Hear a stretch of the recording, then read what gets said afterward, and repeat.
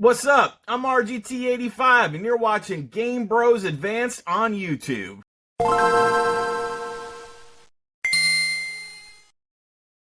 With how large of a presence Mega Man had on Nintendo's early consoles like the NES, Super NES, and Game Boy, it came as a bit of a surprise that Capcom went in a different direction for the Game Boy Advance. Instead of committing to traditional Mega Man games on the handheld, they decided to lean into Mega Man Zero, a spin-off character spawned out of the Mega Man X series. And this decision paid off as it led to the series reaching 4 entries on the platform. Zero's career on the Game Boy Advance started in 2002. An opening cutscene informs you that Zero's been awakened after a 100-year slumber by the scientist Seal, who leads a group of Reploids that have been in exile with the hope that he can save them from complete extermination. And right off the bat, the action looks and feels like it's coming straight out of the Mega Man X series. Armed with just the Buster Shot to start, Seal tasks you with your first mission, which is to lead her out of the mine and to safety. And this entire opening sequence serves as an opportunity to get comfortable with the controls. But for longtime Mega Man X fans, you'll feel right at home instantly. I was immediately impressed with how tight and precise everything feels, from firing your Buster to dashing to jumping.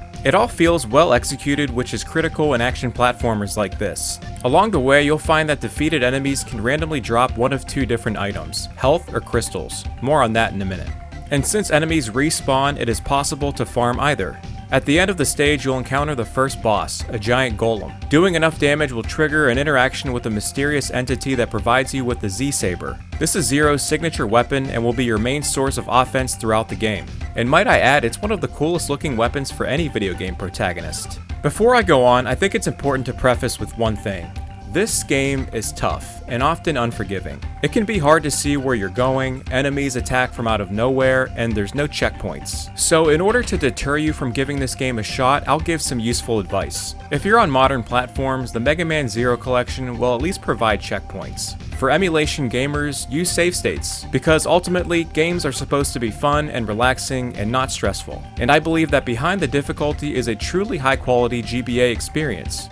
After defeating the golem and saving Seal, you'll learn about the Transserver, a machine used for teleportation to different areas. Here the game establishes your main hub known as the Resistance Base. From this point on, things open up a bit more. There are several little areas and levels worth exploring where you might find some helpful items, or you can talk to NPCs to learn some more details about the story. After shedding some light on the big picture, you'll learn that X seems to be behind the wiping out of the Reploids. Returning to Seal allows you to start your next mission or save your game. At this point, Seal asks you to accept a mission to destroy a disposal center where more innocent Reploids are being retired. Complete this mission and this is where you begin to have a little more freedom, as several missions become available to choose rather than just one by default. Similar to how Mega Man games tend to allow the player to pursue a specific boss of their choosing, here it's not mandatory to follow a specific path. As I briefly mentioned the mechanics, I want to dive back into that. After settling into the Buster Shot and the Z-Saber setup, another feature that's introduced is the Cyber Elf program. Scattered throughout the game are item pickups known as Cyber Elves, which essentially serve as power-ups that can be equipped. You'll sometimes find them as a random enemy drop, hidden in a stage, or as a reward for defeating a boss. And in the menu, there is a page dedicated to managing Cyber Elves, and it's divided into 3 categories: Nurse, Animal, and Hacker. And there's a total of 70 throughout the entire game.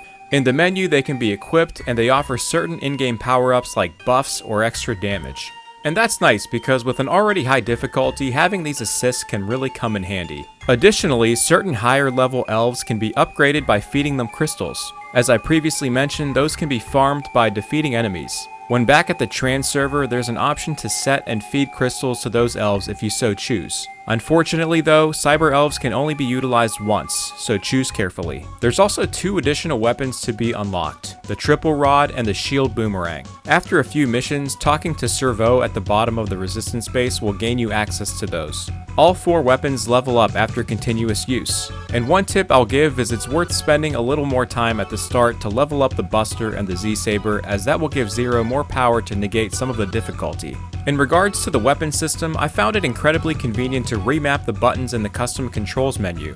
There's a few presets to choose from. This came in handy during times where I'd want to reassign my Buster for ease of use, especially for charging up. I definitely encourage exploring this to help make combat a little bit more fluid. As you progress, you'll acquire 3 elemental chips: Thunder, Fire, and Ice, which can be equipped and activated during those charge-up attacks. These are effective via a rock paper scissors mechanic where certain elements do more damage to certain enemy types, so it always helps to be conscious of those during battle. Lastly, I really enjoyed the overall level design in this game, and each boss that came along with it.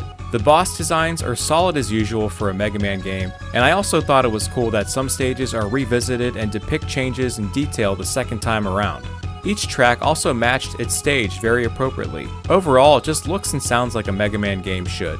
Currently, the Mega Man Zero series games go for around $30, which isn't bad at all for adding to your physical collection.